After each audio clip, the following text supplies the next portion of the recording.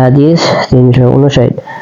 আয়েশা রাদিয়াল্লাহু আনহা থেকে বর্ণিত, তিনি বলেন, রাসূলুল্লাহ সাল্লাল্লাহু আলাইহি ওয়াসাল্লাম ফজরের নামাজ পড়তেন এবং তার সাথে কিছু সংখ্যক মুসলিম মহিলা শরীরে চাদর জড়িয়ে নামাজে শরীক হতো। তারা এত অন্ধকার থাকতে নামাজ থেকে বাড়ি ফিরত যে কেউ তাদেরকে চিনতে পারত না। হাদিস 360। আয়েশা রাদিয়াল্লাহু আনহা থেকে বর্ণিত, নবী সাল্লাল্লাহু আলাইহি ওয়াসাল্লাম একদা একটি নকশা খচিত চাদরে নামাজ পড়লেন। তার নজর একবার নকশার দিকে পড়ল।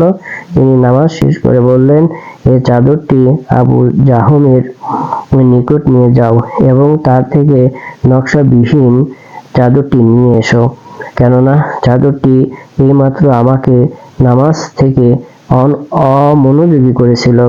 হিশাম তার পিতার মাধ্যমে আয়েশা রাদিয়াল্লাহু আনহা থেকে বর্ণনা করেন, নবী সাল্লাল্লাহু আলাইহি ওয়াসাল্লাম বলেছেন, আমি নামাজের মধ্যে চাদরটির নকশার প্রতি তাকাচ্ছিলাম এবং আমার ভয় হচ্ছিল সে আমাকে ফিতনায় ফেলে না দেয়। হাদিস 361। আনাস রাদিয়াল্লাহু আনহু থেকে বর্ণিত, তিনি বলেন, আয়েশার একটি চাদর ছিল, সেটি দিয়ে তিনি ঘরের এক দিকে পর্দা করেছিলেন।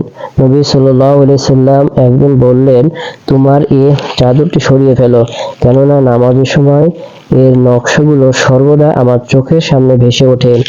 হাদিস 362।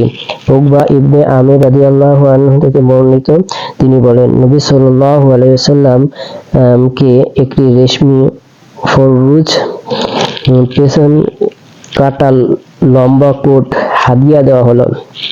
তিনি সেটি পরে নামাজ পড়লেন। নামাজ শেষ করে তিনি সেটি দ্রুত খুলে ফেললেন। মনে হলো তিনি সেটি অপছন্দ করেছেন। তারপর তিনি বললেন, মুত্তাকিদের জন্য এটি শোভনীয় নয়। হাদিস 363।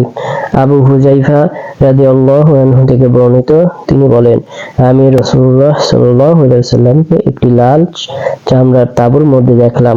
বেলালকে দেখলাম তার ওযুর পানি নিয়ে সেখানে উপস্থিত থাকতে। লোকদেরকে দেখলাম তার ব্যবহৃত ওযুর পানি নেওয়ার জন্য কাড়াকাড়ি করতে।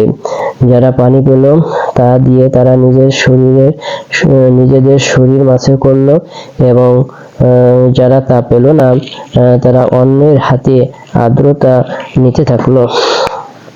তারপর বেলালকে দেখলাম একটা বর্শা এনে মাটিতে গেড়ে দিতে। এরপর নবী সাল্লাল্লাহু আলাইহি সাল্লাম একটি লাল পোশাক পরে এবং তা খানিকটা উঁচু করে বের হলেন। তিনি বর্শাটির দিকে মুখ করে লোকদেরকে 2 রাকাত নামাজ পড়ালেন। জন্তুদেরকে বর্শাটির সামনে দিয়ে আমি চলতে দেখলাম।